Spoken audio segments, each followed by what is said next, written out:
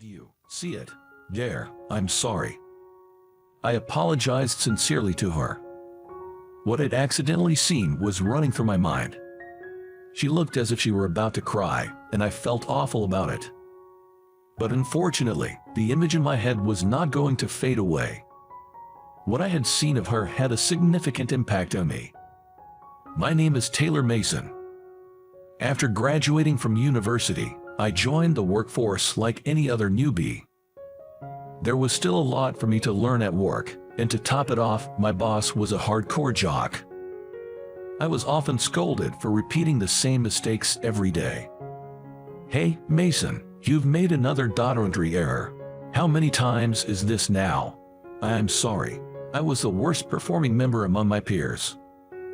I had always been bad at managing multiple tasks, which led to me making more mistakes when there's a lot to do. I was constantly getting yelled at work, and I couldn't help but sigh, wondering how things came to this. In university, all I had to do was understand the lecture content, so my grades were good. I thought I'd be able to manage in the real world too, but I was wrong. In reality, I was just a bottom-tier employee who kept making mistakes, and I was starting to despise myself. One day, carrying all these feelings, I bought a microwave dinner from a convenience store on my way home from work. I simply didn't have the energy to cook for myself. I usually got home late at night. And since I lived in a small apartment, there was rarely anyone around. As usual, I opened my apartment door, and that's when it happened. Meow. A cat came up to me. The fur was too clean for a stray, and the cat seemed used to people. This apartment allows pets, so it might belong to someone, but where did it come from? As I was wondering about this, the cat sauntered into my apartment through the open door. "Hey, you can't just go in.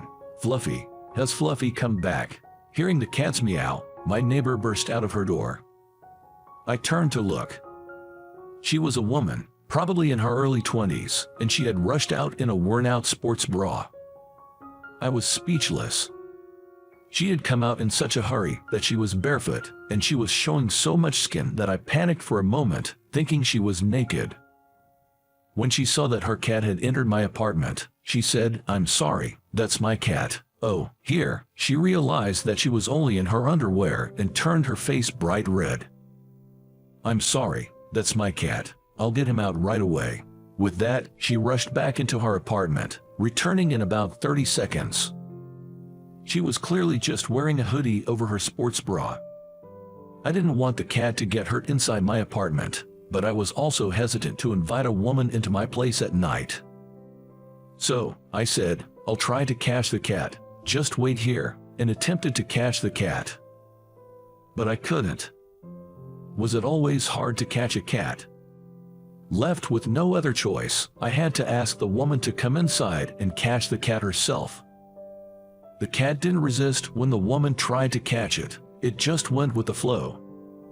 "I'm sorry for the trouble. I'll make it up to you another day." Saying that, the woman left as it was getting late. Well, she was dressed quite oddly. The next Saturday, the woman came to visit, bringing some sweets with her. I led her into the room to check if the cat hadn't broken anything, and we sat down for a cup of tea. Honestly, since I had led her in my room yesterday, I didn't resist much. Her name is Julia Roberts. She seemed to be a college student, and from the big shoulder bag she brought, it seemed she probably planned to study somewhere after this. She owned a cat named Fluffy. Actually, yesterday Fluffy went out onto the balcony, and I heard him crying at night, so I rushed out in such a strange outfit. Julia was blushing as she explained. "Oh, Fluffy scratched me up pretty bad. It's even more embarrassing to be seen like this." Cats can be quite a handful, huh? I heard cats scratch everything around them when they need to sharpen their claws. So, their clothes got scratched occasionally, but it costed a lot to buy new ones each time, so they wore them when they're not meeting anyone. "I'm really sorry for the trouble." "Don't worry about it. Just take good care of your cat." Julia thanked me again and got up to leave. But at that moment, Her shoulder bag fell over, and all the documents inside spilled out. "Are you okay?" As I scrambled to gather the papers, she exclaimed, "No, no." She quickly snatched the papers away from me. But I had seen it. The documents were notices of re-examinations from her university. And there were so many of them. The number of re-examinations was so large, it made me worry about her credit completion. "Did you see it?" "Yes, I'm sorry."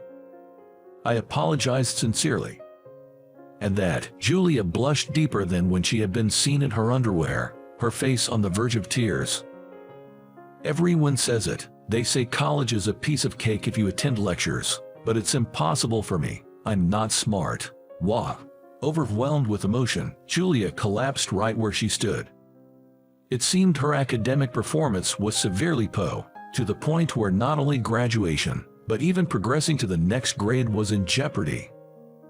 She had always been made fun of for her poor grades, and it seemed she had developed a complex, or rather, a trauma about it. "Well, if you want, I could help you with your studies." No, I went to the same university. I took the same courses you're having re-examinations for." "Really? What a coincidence." Julia was attending the same university I had. So that made her my junior. Julia was quick to take up on my offer. It seemed she had tried asking her friends for help with her studies before, but kept making the same mistakes, and they had given up on her. Well, I did have good grades in university, and depending on the subject, there are tips and tricks. Maybe if I taught her those, she might just make it. So, we decided to have a study session every Saturday. Well, after seeing the sheer amount of re-exams she was facing, I was quite worried and couldn't get it off my mind. I finished work and bought dinner on the way home, so I got home a bit late. So, I had planned to make our break on Saturday, but it turned out that Julia had an imagination that far exceeded my expectations. She was constantly coming up with answers that I had no idea how she arrived at. Honestly, our weekly study sessions were not enough. So, I decided to add additional study sessions on Tuesdays and Thursdays at Julia's house. This was also because Julia suggested, "Let me cook dinner as a thank you for the study sessions." Teaching someone is also a way of studying for yourself, so I made an effort to explain the problems that Julia seemed to have difficulty with in a way that was easy to understand. Julia seemed to be studying hard in her own way and gradually improved her grades. As for me, I started to take more notice of my surroundings, and my minor mistakes decreased. The number of days I could get through without being shouted at increased, and there were fewer hard times at work. And then, 6 months later, I did it. I don't have any resits anymore. Finally, Julia was freed from the hell of resits. Julia was able to understand the lectures after 6 months of study, and she no longer needed my help. It felt a little lonely, but I should be genuinely happy for her growth. Well done, you worked really hard. If you don't understand something, tell me, okay? Yes, thank you. The study meetings ended with that, but the habit of meeting for half a year didn't just disappear. So, I had the chance to eat Julia's dinners occasionally, and I also invited her for meals. We also talked about things like what kind of company to work for and other life advice. A few months passed like this, and Julia was able to move up a grade. I was thinking of giving her a present to celebrate her advancement. Just as I was thinking about this while heading to work, there was something on my desk. It was a document, but not just any document. Personnel change, and I'm the assistant to the president. I was dumbfounded by the document informing me of an unexpected personnel change. Suddenly, my boss patted my shoulder and I jumped. "The president is calling for you. Follow me." With that, my heart was about to jump out of my chest. What did I do? I desperately tried to remember, but I couldn't think of anything. I made my way to the president's office with a stiff body. There were guests in the president's office besides the president. It seemed that I had been called to the president's office because these guests wanted to see me. Sorry for calling you all of a sudden. These are the owners of Roberts Inc., our business partners. Introduced by the president, I bowed my head. Wait, Roberts. That's the same surname as Julia. What a coincidence. As I sat on the sofa as directed, the Roberts couple smiled at me. Nice to meet you. We are from Roberts Inc. No, let's leave the title aside. We came here as parents to thank you and ask you a favor. The president of Roberts said to me. I was completely lost for words and just stared blankly. Actually, the Julia you've been tutoring is our daughter. We heard that she was able to move up a grade thanks to your help. Thank you so much. No, it was all thanks to Julia's efforts that she was able to move up a grade. So, it turned out that Julia was the president's daughter. I had no idea, I was just surprised. According to Mr. Thompson, the CEO, Julia had her pride and wanted to fend for herself without depending on her parents. It seemed that she started living on her own because of this. I heard about you from my daughter. I wanted to express my gratitude for everything you've done for her, and I apologize for the inconvenience, but would you please continue to help her with her studies, he said. With these words, both the CEO and his wife bowed deeply in thanks. What? Please lift your heads, I protested. Being shown such respect by the CEO, a man like me, just an ordinary employee, felt quite awkward. After a few insistences, they finally raised their heads. Apparently, Julia had always had bad grades since she was young. She had received tutoring from various people, but it seems the only one who could make a real difference was me. Julia trusted me, and the ridiculous personnel change that made me the CEO's secretary happened so that it would be easier for me to adjust my work schedule. Our CEO was quite capable, so he didn't need an assistant. His permission allowed me to go to Julia's place at any time. In other words, I don't have any right to refuse. But why did the CEO go to such lengths? Was it simply because he valued this business relationship that much? Actually, we've been friends since we were kids. You know, the so-called best buddies. I've known Julia since she was a little girl, and I've been as troubled as anyone else by her academic performance, he revealed. Because I seemed puzzled, the CEO was kind enough to explain our relationship. Apparently, when Julia was in high school, the CEO used to supervise her studies. She managed to pass her college entrance exams, but it seems she ended up in a sort of remedial hell. Of course, my salary remained the same even though my department had changed, so it's a win-win situation for me, or so it should be. However, this lack of a right to refuse showed me the frightening power that adults with authority hold. And so, it was decided that I would be taking care of Julia, approved by both her parents and the company. Julia's academic performance has improved slightly, but I can't let my guard down.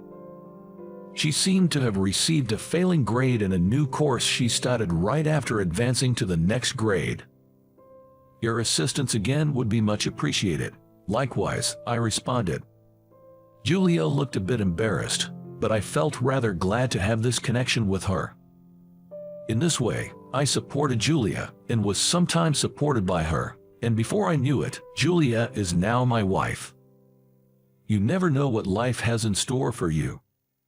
Who would have thought that the college girl I saw in her underwear the first time we met would become my wife? But it seems Julia is still hung up on the mountain of remedial notices, more so than the fact that I saw her in her underwear, playfully telling me to take responsibility for that time as she asks me to help her study. Though the studying she was referring to now was not academic learning, but rather business manners and other basic knowledge for working adults. The CEO was also delighted. Who would have thought that Julia would grow so much?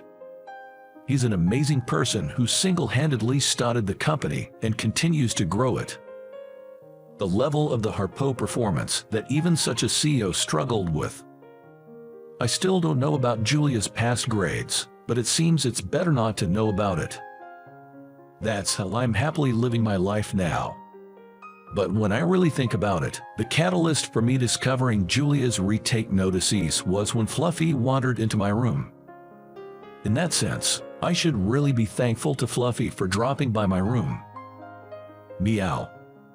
The Cupid of our love spent another day curled up under the sunshine.